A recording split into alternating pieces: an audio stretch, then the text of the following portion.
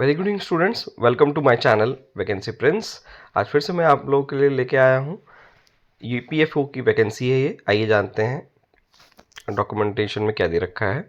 सो recruitment है, special advertisement यहाँ पे दे रखा है, यूपीएससी के थ्रू है, यूनियन पब्लिक सर्विस कमीशन के थ्रू। देख सकते हैं आप स्क्रीन पे।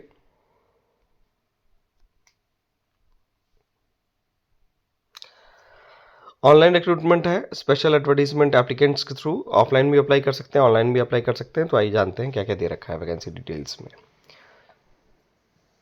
सो सबसे पहले आइए जानेंगे। 323 वैकेंसीज हैं और the post of personal assistant के लिए है। और ईपीएफ का फुल फॉर्म आपको पता ही होगा, employees provident fund organisation, PF के डिपार्टमेंट से है और ये ministry of labour and employment के अंदर में आता है। सो आइए जानते हैं। यहाँ पे अलग अलग कैटेगरीज दे रखा है। यहाँ पे जो जो एलिजिबिलिटी है यहाँ पे उनको अलग अलग टर्मिनोलॉजी से यहाँ पे नेम कर रखा है। जैसे कि आप देख सकते हो यहाँ पे वन आर्म अफेक्टेड है, अगर कोई भी फिजिकली हैंडीकैप्ड है तो आर और ऑल से एल से रिटर्न होगा ओए के साथ। और वन लेग अफेक्टेड है तो ओ एल से डिनोट किया जाएगा। स्पेशल लर्निंग डिसेबिलिटी है तो एस एल डी है, उनसे डिनोट किया जाएगा। डॉर्फिज्म है अगर उसके अंदर तो ये डी डब्ल्यू से डिनोट किया जाएगा। और एसिड अटैक विक्टिम है, अगर किसी के ऊपर एसिड अटैक वगैरह की वजह से फिजिकली हैंडीकैप हुआ है तो अलग अलग कैटेगरी यहाँ पे दे रखा है। तो आइए जानते हैं। सीपीसी पे स्केल दे रखा है as per seventh CPC standard जो होगा, लेवल 7 ग्रेड का जो कैटेगरी के अंदर जो भी पे स्केल होता है वही पे स्केल रहेगा इसका। और एज कैटेगरी देखिए यहाँ पे दे रखा है 30 ईयर्स फॉर जनरल और ईडब्ल्यूएस कैंडिडेट्स के लिए है। 33 ईयर्स है ओबीसी कैंडिडेट्स के लिए और 35 ईयर्स है प्रिस्क्राइब किया कर रखा है एससी एसटी के लिए। और फिजिकली बैकवर्ड और फिजिकली हैंडीकैप्स के लिए आप देख सकते हो। बैकवर्ड कास्ट के लिए देखिए क्या है, 40 ईयर्स अपर एज लिमिट है। लोअर एज लिमिट सबके लिए 18 ईयर्स ही रहेगी, जैसे कि यहाँ पे आप मेंशन होते हुए देख सकते हो। एसेंशियल क्वालिफिकेशन देखिए क्या क्या रिक्वायर्ड है। बैचलर डिग्री होनी चाहिए, यानी bachelor degree, whether it is arts से हो, चाहे वो साइंस से हो, चाहे वो टेक्निकल हो। और देखिए क्या और भी क्वालिटीज़ क्या क्या होनी चाहिए। Dictation for a period of 10 minutes with speed, जिसमें स्पीड होनी चाहिए आपकी 120 वर्ड्स राइट करने की 1 मिनट में। स्टेनोग्राफी का नॉलेज होना चाहिए आपको, इंग्लिश और हिंदी में टाइपिंग का। ट्रांसक्रिप्शन टाइम जो होना चाहिए डिक्टेशन 50 मिनट्स का अलग इंग्लिश के लिए होना चाहिए और हिंदी के लिए यहाँ पे अलग से दे रखा है 65 मिनट्स कंप्यूटर पे। ड्यूटीज़ देखिए क्या क्या आपको हैंडल करना रहेगा। डिक्टेशन लेना है, टाइपिंग फ्रॉम ऑफिसर जो भी कमांड हो देंगे, और हैंडलिंग टेलीफोन कॉल्स जो मेंबर्स और भी आपके पार्लियामेंट्री में होंगे। विजिटर्स अगर कोई आ रहा है तो उनको भी आपको हैंडल करना पड़ेगा। और मेंटेनिंग एंगेजमेंट्स, प्रॉपर एंगेज रहना है आपको। और प्रिपेयरिंग फॉर टूर प्रोग्राम्स, वहाँ पे भी अगर टूर वगैरह का कोई भी जो एम्प्लॉयज़ का वो है वो भी आपको देखना पड़ेगा। ट्रैवल अरेंजमेंट्स आपको करने हैं। कोई भी अथॉरिटी अगर एक जगह से दूसरी जगह जाता है किसी भी वर्क के लिए, पार्लियामेंट्री वर्क के लिए। और डायरीजिंग फाइल्स वगैरह आपको मेंटेन रखना है, पेपर्स वगैरह, डॉक्यूमेंटेशन का, प्रोविडेंट फंड का, ये सारी चीज़ें आपको मेंटेन करके रखनी है। ट्रैकिंग ऑफ फाइल्स की ट्रैक करना है, कौन सी फाइल कहाँ पे रखी हुई है, ये चीज़ आपको हमेशा इसका नॉलेज होना चाहिए। और इम्पॉर्टेंट पेपर्स वगैरह को प्रॉपरली आपको मेंटेन रखना है। Monitoring management system, important reference के थ्रू आप कह सकते हो आपके जो सिस्टम में स्टेप वाइज जो भी आपका क्या क्या कहते हैं एक एक डॉक्यूमेंटेशन है, आपको उसको प्रॉपर फॉर्मेट में रखना है। जिसकी जैसी रिक्वायरमेंट हो आपको उसको फुलफिल करना है। आइए जानते हैं।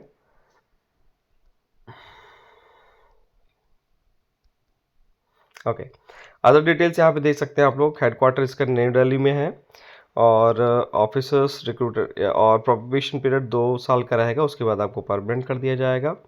और कैंडिडेट जो रिक्रूट होंगे govern by new pension scheme NPS उसके कैटेगरी में रहेंगे विद जिसका रेफरेंस है 11/2004 से। आइए जानते हैं। Online applicants are invited. और पोस्ट के लिए देखिए एलिजिबिलिटी कब से है, 7 मार्च से स्टार्ट हुई है ये एलिजिबिलिटी।